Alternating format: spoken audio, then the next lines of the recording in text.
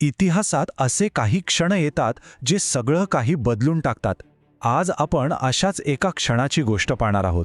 एका अशा वेढ्याची जिथून सुटका जवळपास अशक्य होती. ही गोष्ट आहे पन्हाळ्याच्या वेढ्याची. विचार करा, पावसाळ्याची एक काळीकुट्ट रात्र आहे. सगळीकडे फक्त अंधार आणि धो धो कोसळणारा पाऊस. आणि त्या अंधारात अधूनमधून फक्त विजांचा कडकडाट होतोय. जणू काही आकाशच फाटलंय आणि सोबतीला आहे वादळी वाऱ्याचा तो भीतीदायक आवाज. आणि अशा या भयानक वातावरणात पन्हाळगड, हो पन्हाळा किल्ला, शत्रूंनी चारी बाजूंनी घेरलाय. जणू काही एक अभेद्य पिंजराच बनलाय. किल्ल्याच्या बाहेर नजर टाकावी तिथपर्यंत फक्त शत्रूच शत्रू. हजारो सैनिक अक्षरशः रक्ताला तहानलेले फक्त एका संधीची वाट पाहतायत. आणि त्या पिंजऱ्याच्या आत कोण अडकलंय? आत आहेत खुद्द स्वराज्याचे छत्रपती शिवाजी महाराज. संकट फक्त बाहेरूनच नव्हतं, आतही एक मोठं आव्हान उभं ठाकलं होतं. हळूहळू किल्ल्यावरचा अन्नसाठा संपत चालला होता. मग विचार करा, परिस्थिती किती गंभीर असेल. एकीकडे हजारो शत्रू, दुसरीकडे संपत आलेलं धान्य आणि महाराज स्वतः वेढ्यात अडकलेले. मग काय सगळं इथंच संपणार होतं का? हाच होता का स्वराज्याचा शेवट? पण ही वेळ आलीच कशी? एवढा मोठा अभेद्य वाटणारा सापळा रचला तरी कसा गेला? चला थोडं मागे जाऊन समजून घेऊया की ही सगळी सुरुवात झाली कुठून. या सगळ्याची ठिणगी पडली होती अफजल खानाच्या वधानंतर. हो, प्रतापगडाच्या पायथ्याशी जे घडलं त्यामुळे आदिलशाही सल्तनत अक्षरशः हादरली होती आणि त्यांना हवा होता बदला. मग त्यांनी आपला सगळ्यात क्रूर आणि ताकदवान सरदार सिद्दी जोहर याला एका अवाढ्य सैन्यासह स्वराज्यावर चाल करून पाठवलं. हे घडलं 1660 साली. सिद्दी जोहर थेट पन्हाळ्यावर चालून आला आणि त्याने किल्ल्याला असा काही वेढा दिला की मुंगीलाही आत बाहेर करणं मुश्किल झालं. आणि हा वेढा काही 1-2 दिवसांचा नव्हता. तो दिवसेंदिवस अधिकाधिक घट्ट होत चालला होता. आता विचार करा, त्या तटबंदीच्या आत त्या वेढ्यात अडकलेल्यांची काय अवस्था झाली असेल. परिस्थिती अक्षरशः हाताबाहेर जात होती.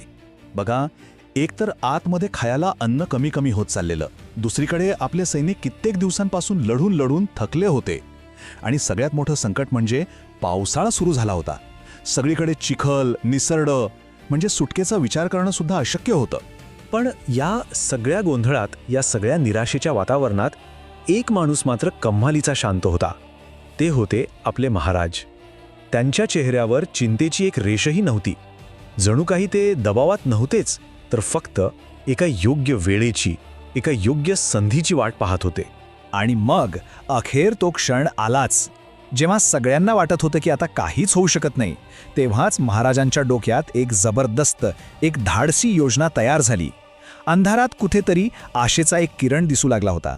ही योजना साधी नव्हती, एकदम हुशारीने आखलेली होती. तिचे 2 भाग होते. पहिला भाग होता शत्रूला चकवा देणं, म्हणजे दिशाभूल. एक छोटी तुकडी वेगळ्याच दिशेने हल्ला केल्यासारखं दाखवणार, जेणेकरून शत्रूचं सगळं लक्ष तिकडे जाईल. आणि बरोबर त्याच वेळी महाराज आणि त्यांचे विश्वासू मावळे दुसऱ्याच अगदी विरुद्ध दिशेने त्या वेड्यातून बाहेर सटकणार. योजना तर तयार होती, आता वेळ होती ती अंमलात आणण्याची. एक रात्र ठरवण्यात आली. ती रात्र फक्त वादळाची नव्हती, तर इतिहासाला कलाटणी देणाऱ्या एका मोठ्या सुटकेची रात्र होती. आणि जसं ठरलं होतं, निसर्गानेही जणू साथ दिली. त्या मुसळधार पावसात, विजांच्या कडकडाटात, काळोख्या रात्रीचा फायदा घेत महाराजांनी आणि त्यांच्या मावळ्यांनी अगदी गुपचूप किल्ल्याबाहेर पाऊल टाकलं. महाराजांचा तो दिशाभूल करणारा डाव अगदी यशस्वी ठरला. शत्रूला कळलं, पण तोपर्यंत खूप उशीर झाला होता. महाराज निसटलेत हे कळताच शत्रूच्या गोटात एकच खळबळ उडाली आणि मग सुरू झाला एक जीवघेणा पाठलाग. आता सगळ्यांच्या डोळ्यासमोर एकच लक्ष होतं, विशाळगड. तोच सगळ्यात जवळचा आपला किल्ला होता.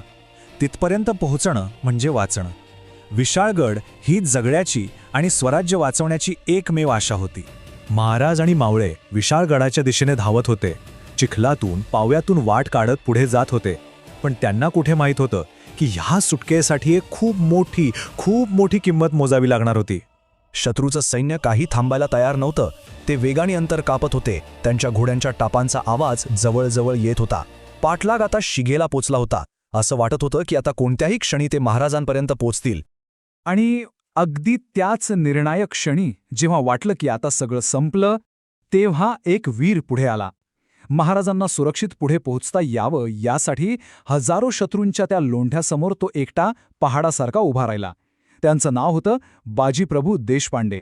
बाजीप्रभूंनी जी खिंड अडवली होती त्या अरुंद वाटेवर आता इतिहासातलं एक असं शौर्य पर्व घडणार होतं जे आज सुद्धा आपल्या सर्वांच्या अंगावर काटा आणतं. हो, जे पुढे घडणार होतं ती होती पावनखिंड.